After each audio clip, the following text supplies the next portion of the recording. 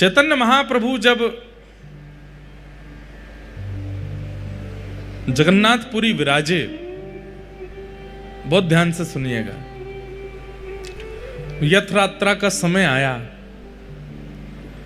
तो रथ यात्रा, मूल रूप से रथ यात्रा का कारण यह था, जो यहां का कारण है वो कारण क्या है? भगवान इंद्रद्युम्न राजा पर कृपा करने के लिए यहां जगन्नाथ बन करके पधारे। अब आप में से कई लोगों ने कथा सुन रखी है, पर कईयों ने नहीं सुनी। कल मुझे एक व्यक्ति बोले महाराज जी आप कई विषयों पर कह देते हैं कि आपने सुना है, पर हमने नहीं सुना है वो, तो इसलिए आप बोल दिया करो। हमें लगा कि भाई रिपीटेशन क्यों करें, पर कर देते हैं। इंद्रद्युम्न राजा थे, कहते हैं उन्होंने इतनी तपस्या की, सतयुग में उनकी तपस्या प्रारंभ हो गई थी और सतयुग में ही उन्होंने ठाकुर जी का मंदिर निर्माण करा दिया था। ये इंद्रद्युम्न राजा कौन है? श्री अंगद जी महाराज, वही इंद्रद्युम्न राजा के रूप में पधारे, ऐसा भाव करते हैं। या जो विश्ववसु हैं उनको अंगद जी का रूप माना जाता है, दोनों भाव आते हैं।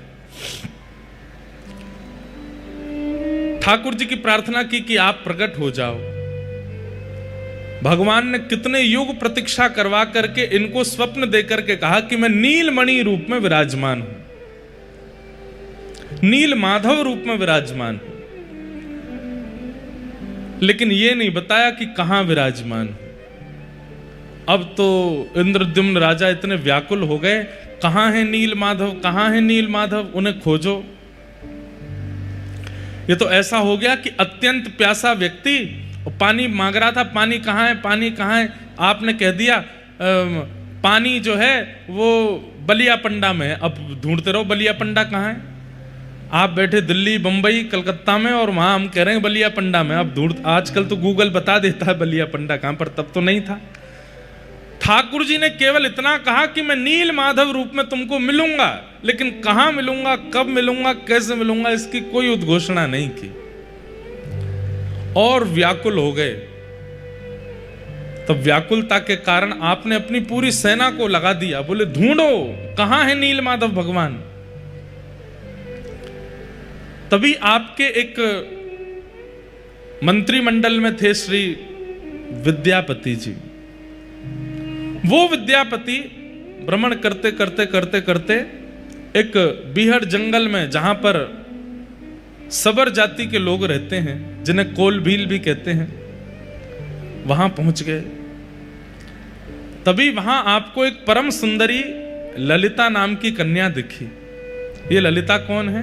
ये विश्ववसु सवर की पुत्री थी, और विश्ववसु सवर के यहां ही नीलमाधव भगवान थे। देखो ठाकुर जी कैसी लीला करते हैं, अपना परिचय अपने आप ही कहीं ना कहीं से ठाकुर जी करा देते हैं, लेकिन परिश्रम आपको करना पड़ता है उनकी प्राप्ति के लिए। तो विद्यापति जी जैसी ललिता से मिले, ललिता इतनी सुंदर थी कि दोनों का प्रेम हो गया। ललिता ने जाकर के अपने पिता विश्ववसु जी से कहा कि मैं तो इनसे ही ब्याह करूंगी। विश्ववसु जी बोले ये ब्राह्मण हैं, हमको स्वीकार करेंगे? विद्यापति जी बोले नहीं, मुझे स्वीकार है। और ललिता जी का विश्ववसु जी से ब्याह हो गया। तभी विश्ववसु जी ने अनुभव किया कि रोज इनके ससुर जी, विद्यापति जी ने अनुभव किया कि इनके ससुर जी विश्ववसु सवर वो रोज सुबह कहीं जाते हैं और जब लौट करके आते हैं तो कस्तूरी, चंदन, कपूर, केसर की अद्भुत सुगंधी आती है।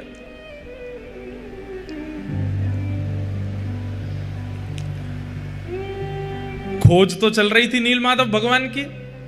तो विद्यापति जी ने ललिता जी से पूछा कि आपके पिताजी सुबह सुबह कहाँ चले जाते हैं भोर में, और इतनी सुगंधी आती है उनमें से, कहाँ जाते हैं वो? तो उन्होंने बताया कि वो अपने ठाकुर की सेवा करने जाते हैं।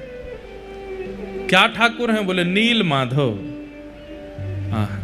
बोलो गंगा मैया की जय।